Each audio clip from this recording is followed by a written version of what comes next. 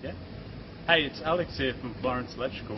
Today I want to show the difference between a 240 volt smoke alarm and a battery smoke alarm. Now, the easiest way to see the difference is to check for a solid green light, which indicates mains power is connected. It's a bit hard to see in this light, but that's the easiest way to tell the difference. A battery smoke alarm has no light because it's not connected to mains power. Now, in the Northern Territory, for a battery smoke alarm to be compliant, it must be photoelectric and have a sealed 10-year lithium battery.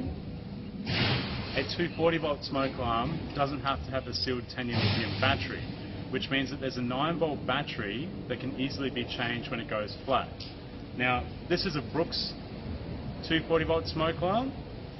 Sometimes they're a little bit tricky to get the front off to get to the 9 volt battery in the back of it. A lot of our clients struggle with this, so the easiest way, I'll just show you, there's a small slot here and something flat will fit in it, and you push it in and slide the smoke alarm head away from you, and that's how you get to the 9 volt battery in the back of it and be able to change it.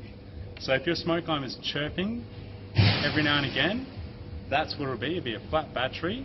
So you simply put your flat tool, a screwdriver, a knife, whatever you want, and then slide it away.